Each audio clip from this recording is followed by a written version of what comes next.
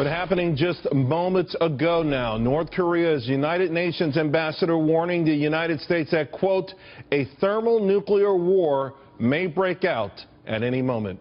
Here to discuss, Fort O'Connell, Emily Jasinski, and Christopher Bedford. Chris, I'll start with you. They have done a lot of saber rattling today from ministers who said that they will launch missiles on a monthly, weekly, annual basis. But this talk now of thermonuclear war, it doesn't get any more dire than that. No, and I think it's partially a reaction to a little bit of embarrassment that they had Vice President Pence standing there on the border, staring them down, saying that this has changed, this is going to change, the United States is absolutely tired of this, we're not going to take your temper tantrums anymore. The problem for the United States and for Pence and for Trump and for everyone else here is they keep on kind of saying, listen, China has to sort this out, which does show you a little bit that China is absolutely necessary to doing this.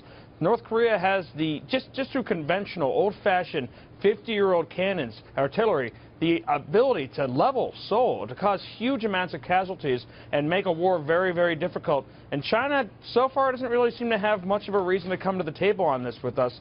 So the Trump administration's in a tough spot, and everyone's going to throw a lot of bluster around. A lot of bluster, Emily, but by the same token, although no official red lines, by essentially saying to North Korea that you're going to have to get your act together, or as President Trump just said to earlier today, they, quote, have to behave. They've never had before, so what might make this change this time?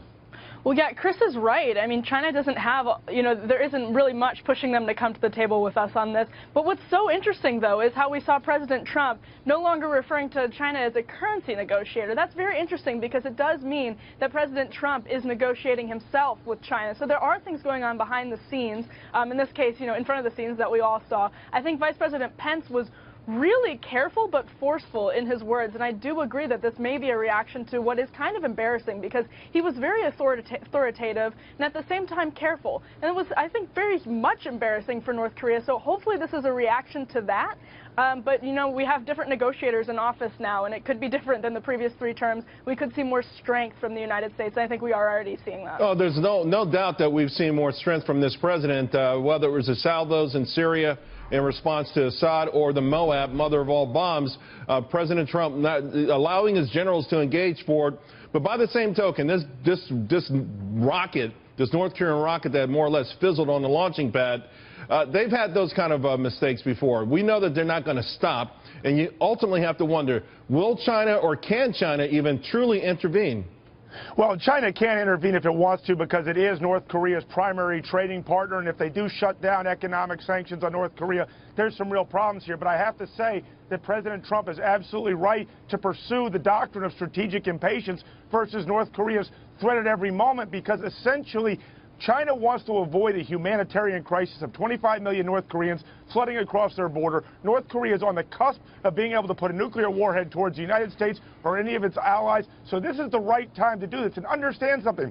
If we back down or we back away, North Korea will be that much closer. And guess what? They're going to continue this saber rattling no matter what. And what we want is we want China to quarterback regime change. And North Korea, they can pick their person. They can do whatever so long as they're responsible. And we'll get the heck out of their hair. And I think that Donald Trump's absolutely right. Ford, let me ask you, though, do you think so far Donald Trump tweeting over the weekend with respect to not calling China a currency manipulator, China probably feeling, okay, they've got some room here to maybe get more concessions, maybe even on the whole trade stuff that we heard during the campaign.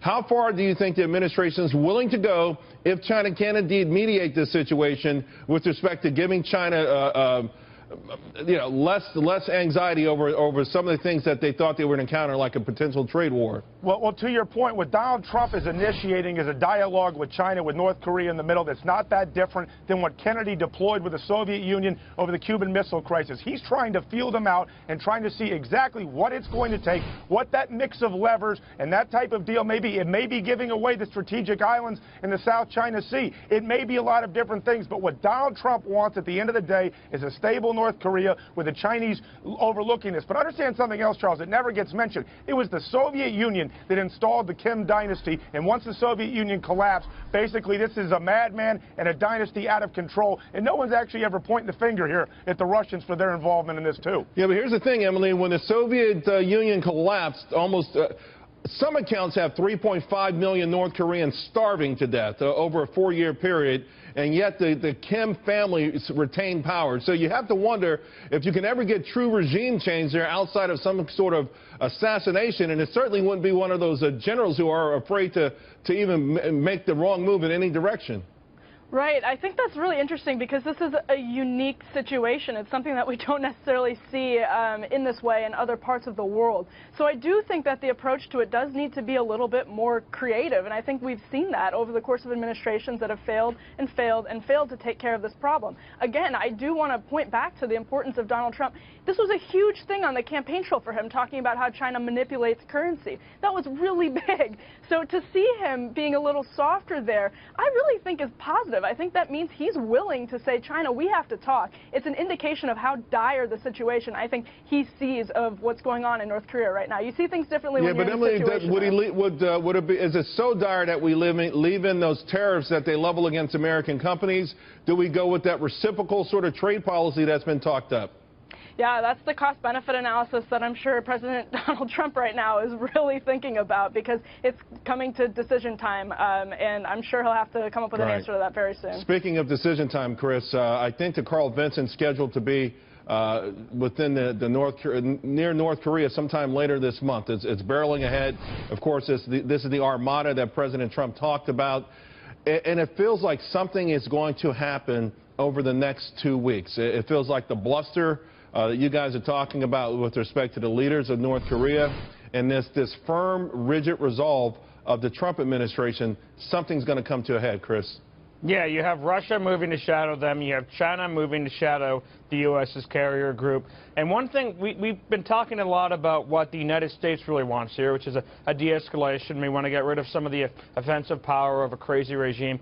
But what exactly does China want?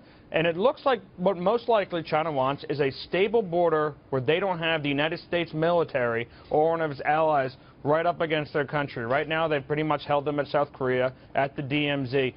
But for China to actually want to do something to de-escalate this before our carrier group arrives, they would probably try to take military concessions out of the United States, not just tariffs, and probably not just moving our troops out of South Korea. It would take more, and we wouldn't be willing to do it. To Chris's point, believe it or not, word on the street is that the USS Nimitz and the Ronald Reagan are actually going to join the Carl Vinson. So let me tell you something. Donald Trump is literally trying to pull every lever possible to figure out exactly what the Chinese want, because unless China basically makes this happen, the plan B is going after the 23 nuclear sites in North Korea, and we don't want an okay corral there. That is